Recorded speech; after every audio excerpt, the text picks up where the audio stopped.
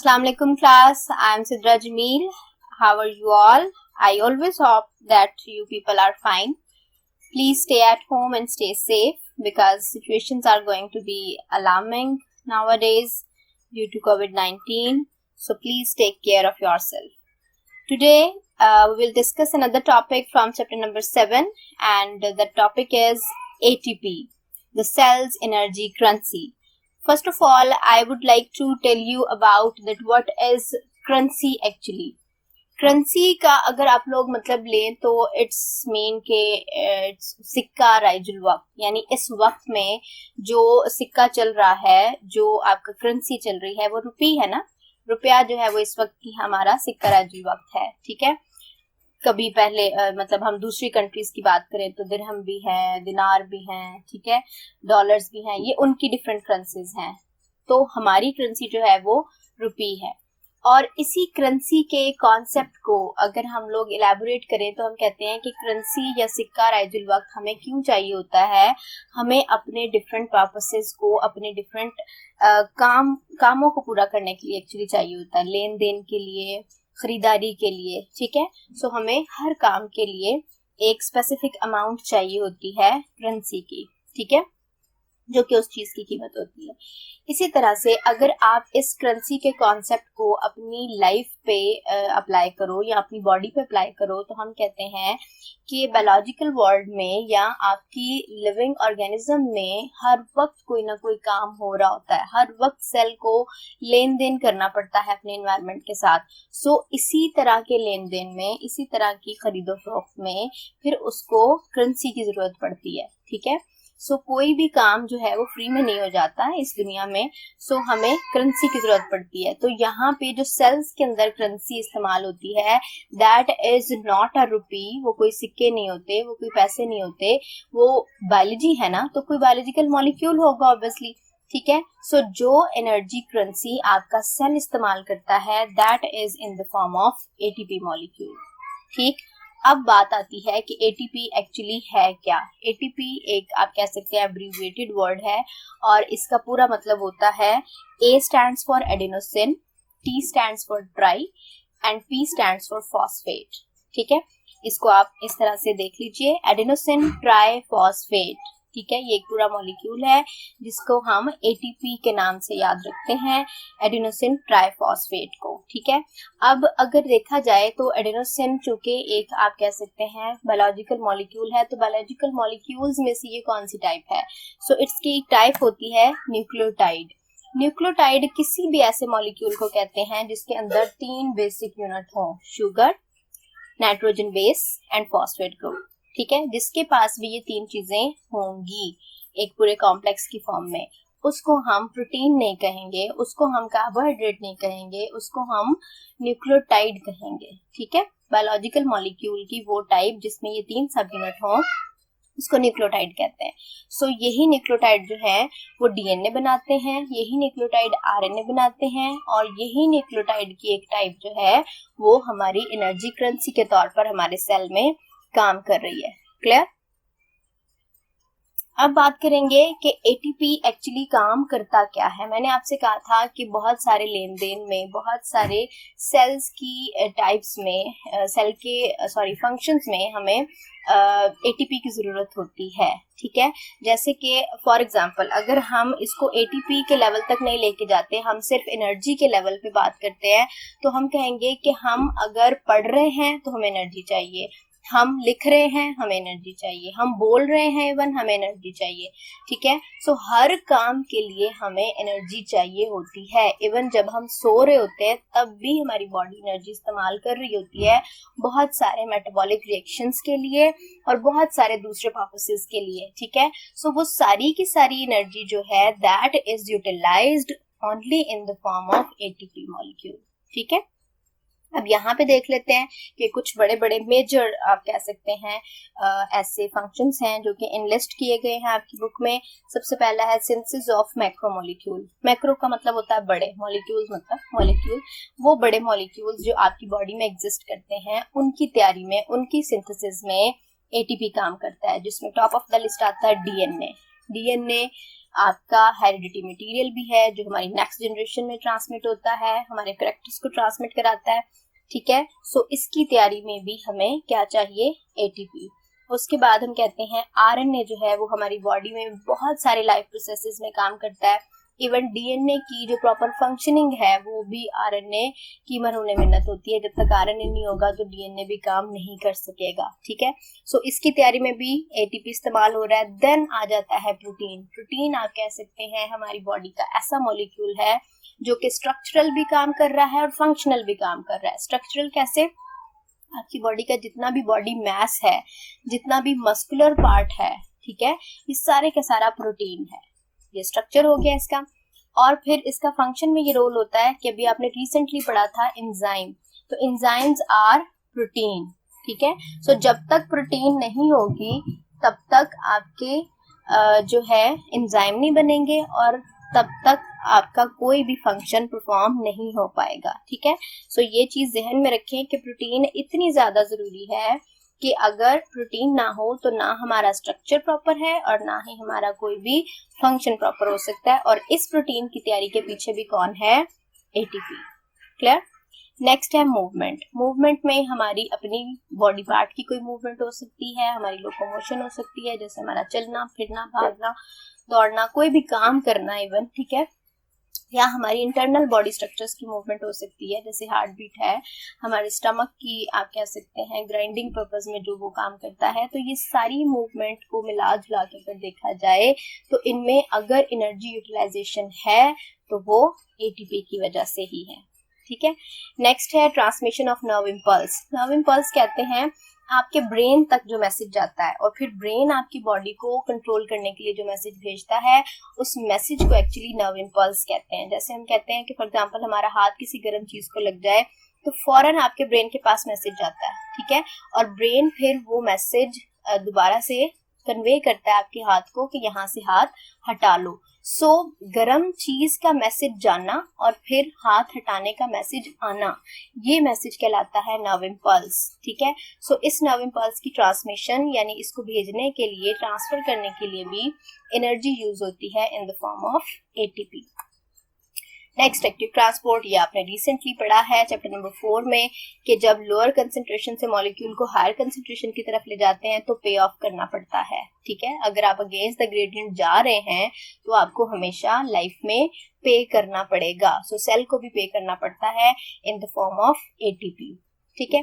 Then endocytosis और exocytosis में चूंकि बल्की मटेरियल्स शामिल होते हैं, ठीक है, बड़े बड़े मॉलिक्यूल्स होते हैं, उनके ट्रांसपोर्ट के लिए तो ऑब्वियसली एटीपी की जरूरत होगी। क्लियर। इस तरह के और बहुत सारे रिएक्शंस हैं, बहुत सारे काम हैं जहाँ पे एटीपी इस्तेमाल हो रहा होता है। ये मेजर चीजें हैं, I am again telling you कि ये मेजर बातें हैं जिसमें कि एटीपी का आपको हमने फंक्शन बता दिया। और बहुत सारे हैं जो कि with the passage of time आपको पता चलता रहेगा कि एटीपी हमारे लिए क्या क्या करता है। जी, बायोलॉजी की खूबसूरती ये है कि आपने जब भी किसी भी फंक्शन को डील करना है तो आप पहले उस फंक्शन में शामिल बायोलॉजी के किसी स्ट्रक्चर को, ठीक है, बायोलॉजी के किसी आप कह सकते हैं ऑर्गन को डील करते हैं या फिर उसमें शामिल किसी मॉलिक्यूल को डील करते हैं। तो आज के टॉपिक में हमारे पास ऑर्गन नहीं है बल्कि मॉलिक्यूल है। सो मॉलिक्यूल के फंक्शन हमने देखे तो उन फंक्शंस को समझने के लिए फिर हमें उसके स्ट्रक्चर को समझना पड़ेगा, ठीक। जैसे किसी मशीनरी का आप फंक्शन फाइंड आउट करना चाहते हो ना तो फिर आपको उसके पुर्जे को देखना पड़ता है। इसी तरह बायोलॉजिकल वर्ल्ड में भी हमें किसी भी फंक्शन की डेप्थ में जाने के लिए पहले उस फंक्शन में शामिल उन स्ट्रक्चर्स को देखना पड़ता है जो कि वो काम करवा रहे हैं। सो एटीपी जब इतना जरूरी है, एनर्जी करेंसी है सेल की, इसके बगैर सेल कोई काम ही नहीं कर सकता, तो फिर इसका स्ट्रक्चर तो जानना बेहद जरूरी है हमारे लिए। क्लियर। सो स्ट्रक्चर में जब हम बात आती है तो मैंने आपको पहले भी कहा कि ये एक न्यूक्लियोटाइड है, ठीक है। ये प्रोटीन नहीं है, ये कार्बोहाइड्रेट नहीं है, ये लिपिड नहीं है, बल्कि ये क्या है, एक न्यूक्लियोटाइड है। और न्यूक्लियोटाइड के पास 3 सब यूनिट होते हैं। सबसे पहला है ribose. Ribose actually is a 5 carbon sugar, ठीक है। 5 कार्बन होते हैं उसके पास, उस शुगर के पास, और उसी 5 कार्बन की वजह से इसका नाम राइबोस शुगर होता है, ठीक है। और इसी राइबोस शुगर के एक कार्बन के साथ जुड़ी हुई होती है एडेनिन। एडेनिन क्या है, actually double ring nitrogen base, ठीक। और दूसरी तरफ इसके साथ जुड़े होते हैं 3 फॉस्फेट ग्रुप। तो यही मैंने शुरू में आपको बताया था कि न्यूक्लियोटाइड में 3 चीजें होती हैं, शुगर, नाइट्रोजन बेस और फॉस्फेट ग्रुप। इसको आप इस डायग्राम से थोड़ा रिवील कर लें कि ये सेंटर में आपके पास राइबोस शुगर है, ठीक हो गया, और एक साइड पे ये राइबोस शुगर है और इसकी एक साइड पे आपके पास एडेनिन यानी डबल रिंग नाइट्रोजन बेस है, और दूसरी तरफ 3 फॉस्फेट जो हैं वो जुड़े हुए हैं एक दूसरे के साथ और प्लस राइबोस शुगर के साथ, ठीक है। ये आपके एटीपी का एक बेसिक स्ट्रक्चर है। इसको थोड़ा सा हम इस तरह से इलैबोरेट कर लेते हैं कि जब राइबोस, अब इसको एटीपी क्यों कहते हैं, ठीक है, नाम कैसे बना इसका। जब राइबोस के साथ यानी 5 कार्बन शुगर के साथ एक एडेनिन अटैच हो जाती है that is double ring nitrogen base, तो इस ग्रुप को, ठीक है, राइबोस और एडेनिन, इस ग्रुप को कहते हैं एडिनोसिन, ठीक। जब इस एडिनोसिन के साथ एक फॉस्फेट का इजाफा होता है यानी एक फॉस्फेट लग जाता है तो इसको बोलते हैं एडिनोसिन मोनोफॉस्फेट। साइंटिफिक लैंग्वेज में मोनो का मतलब होता है 1, ठीक है। और जब इसके साथ दूसरा फॉस्फेट आके अटैच होता है तो फिर इसका नाम हो जाता है एडिनोसिन डाइफॉस्फेट, डाई का मतलब 2।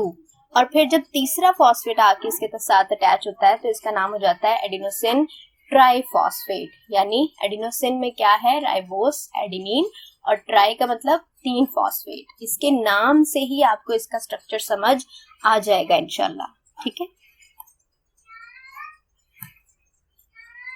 अब हम देखते हैं कि ये सोर्स ऑफ एनर्जी कैसे है। अभी तक हम ये बात कर रहे थे ना कि एटीपी एनर्जी करेंसी है, ये हर काम में एनर्जी देता है, हर काम में इसका रोल होता है कि इसने पे ऑफ करना है वहां के।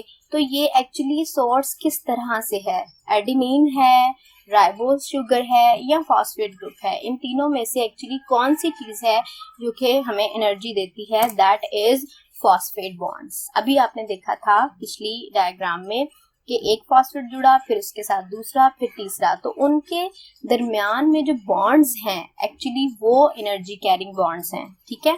और वो एक टिल्ड की फॉर्म में शो हुए हैं। कोवेलेंट बॉन्ड बिल्कुल सीधा होता है ना, ये एक टिल्ड की फॉर्म में शो किया हुआ है जो कि ये शो करता है कि ये हाई एनर्जी बॉन्ड्स हैं, इनके पास बहुत सारी एनर्जी स्टोर है, अगर हम इसको तोड़ेंगे तो इसमें से बहुत सारी एनर्जी रिलीज होगी, ठीक है।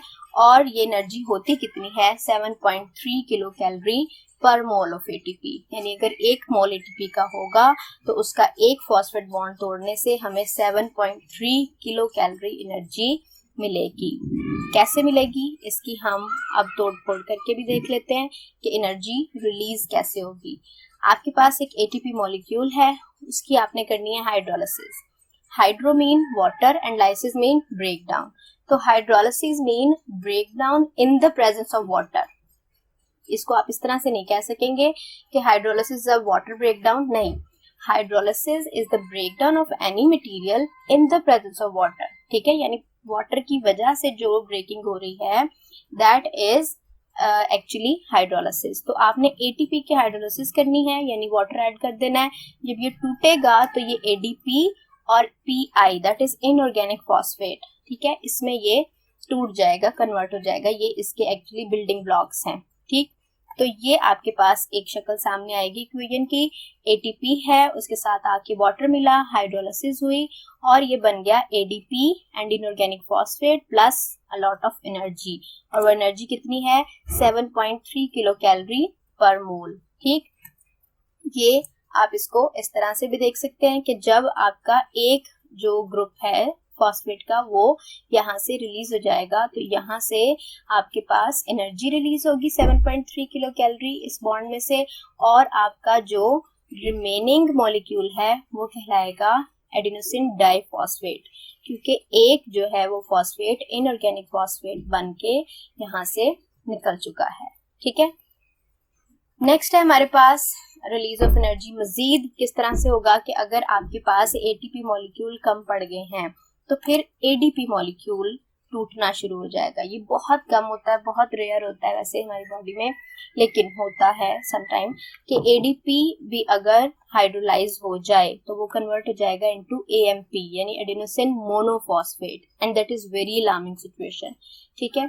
AMP बनेगा, इनऑर्गेनिक फॉस्फेट बनेगा, और ये आपके पास इक्वेशन आएगी कि ADP को हाइड्रोलाइज किया तो AMP plus inorganic phosphate plus energy वही 7.3 किलो कैलोरी बनेगी। लेकिन ये अगेन मैं आपको बता दूं कि ये बहुत आपकी एक अलार्मिंग सिचुएशन बन जाती है कि AMP जो है जैसे ही उसकी हमारी बॉडी में कंसंट्रेशन ज्यादा होना शुरू होती है तो बॉडी अलार्म देना शुरू कर देती है और हमें भूख लगना शुरू हो जाती है, ठीक है, चक्कर आते हैं, डिजीनेस होती है, ये सारी चीजें, ताकि हम फूड स्टफ जल्दी से ले लें और अपनी एनर्जी को दोबारा से गेन कर लें। लेकिन ये बहुत कम होता है, ठीक है। समटाइम ADP की अमाउंट बढ़ने पे ही हमें ये सारे सिम्टम्स आना शुरू हो जाते हैं, AMP तक बात नहीं जाने दी जाती, ठीक है। सो ये आप देख सकते हैं इसको इस डायग्राम में कि एक राइबोज आपके पास उसी तरह से है, एडेनिन उसी तरह से है, ये दो फॉस्फेट जो है वो निकल गए और अब ये क्या बन गया, AMP, ठीक है। अब इसको रिसाइकिल करना जरूरी है, ठीक है। जैसे मैंने अभी बताया कि जैसे ही AMP तक बात जाएगी तो बॉडी जो है वो आपको अलार्म देना शुरू कर देगी कि there is a lack of energy in your body, ठीक है। सो रिसाइकलिंग जरूरी है, ATP को बनाना जरूरी है और वो ADP से ही बात शुरू कर ली जाती है। जैसे ADP की अमाउंट ज्यादा होती है तो एनर्जी दोबारा से गेन करने लग जाती है हमारी बॉडी। किस तरह से, ADP के साथ इनऑर्गेनिक फॉस्फेट भी वहीं पे होता है। अब इन दोनों को जोड़ के हमने बनाना है ATP, ठीक। लेकिन इसको जोड़ने के लिए हमें उतनी ही एनर्जी देना पड़ेगी जितनी की एनर्जी इसने रिलीज की थी, ठीक है, and that is 7.3 kilo calories, ठीक। जब ये एनर्जी इसको मिल जाएगी तो ये इसकी आपकी इक्वेशन सामने आएगी कि ADP के साथ इनऑर्गेनिक फॉस्फेट मिला प्लस एनर्जी मिली और ये बन गया ATP। और ये हमें एनर्जी कहाँ से मिलेगी, from oxidation of food stuff, यानी जो हमने खाना खाया। अभी मैंने आपको बताया कि जैसे ही आपका ADP लेवल या AMP लेवल बढ़ता है तो हमें डिजीनेस फील होना शुरू हो जाती है, हमें चक्कर आने लगते हैं, भूख लगती है, और फिर हम खाना खाते हैं, डाइजेशन होती है, उसकी ऑक्सीडेशन होती है, उससे जो एनर्जी रिलीज होती है उसको फिर ATP बनाने के लिए इस्तेमाल कर लेते हैं for the recycling of ATP। इसको हमने लास्ट लेक्चर में इस डायग्राम में और इस फ्लो चार्ट में डिस्कस किया था कि ड्यूरिंग फोटोसिंथेसिस ये लाइट एनर्जी जो है ये यहाँ पे एनर्जी स्टोर हो गई इन the form of food stuff, ठीक है। ये फूड स्टफ को हमने खाया, ऑक्सीडाइज किया और वो एनर्जी रिलीज हो गई। जो एनर्जी रिलीज हुई उसको हमने ये ADP सेल के अंदर ऑलरेडी मौजूद है, इनऑर्गेनिक फॉस्फेट, इनको मिलाने के लिए इस्तेमाल कर लिया और बना लिया ATP, और इसमें कुछ हीट एनर्जी भी जो है वो रिलीज होती है। Clear? This is all about today. Thank you so much for your listening. अपना ख्याल रखिएगा। अल्लाह हाफिज।